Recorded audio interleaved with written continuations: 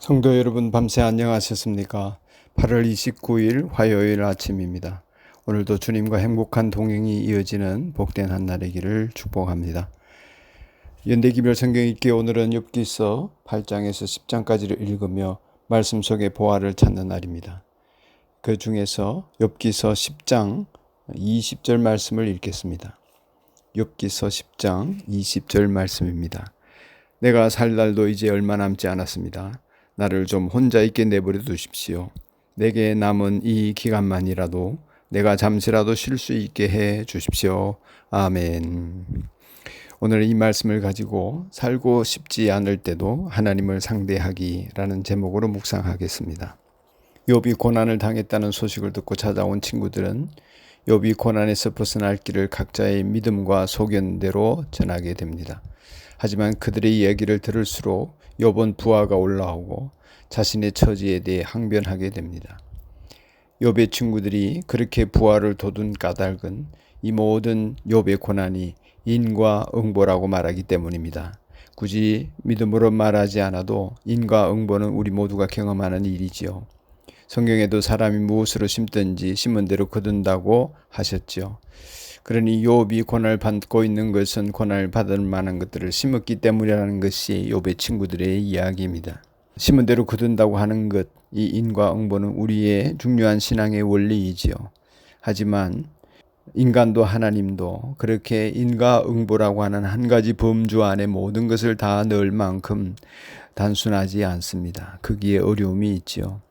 무엇보다도 사람의 이성으로 판단할 수 없는 하나님의 섭리가 우리 주변에는 너무나 많습니다. 영원하신 하나님께서는 일관되게 섭리하셔도 잠시 세상에 왔다 가는 우리에게는 악인의 형통으로도 보이고 의인의 고난으로도 보게 되는 것입니다.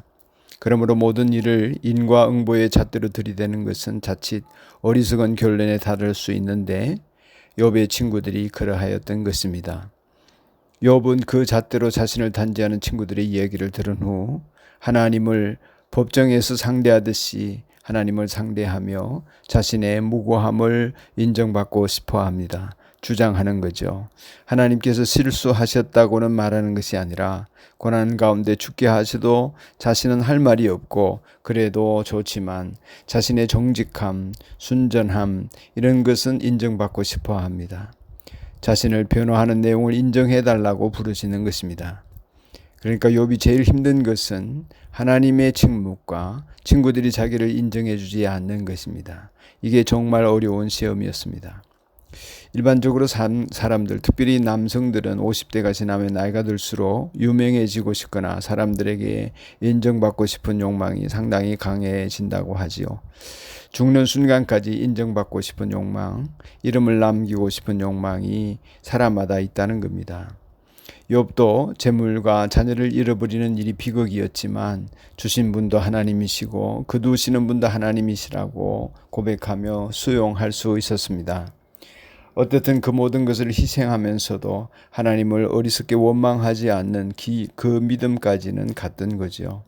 그런데 그것을 사람들이 뒤흔들어 버리고 자신을 그렇게 인과응보로 죄의 결과가 이 고난임을 인정하라고 하는 것에 대해서 하나님께서는 별 말씀을 하지 않고 계시는 것이 답답한 것입니다. 그대로 끝난다면 이제 더 이상 살고 싶지도 않은데 이대로 그저 목숨이 끝난다면 그의 신앙, 인품, 덕망, 의로움 이 모든 것들이 다 흔들려 버리고 마는 것이죠.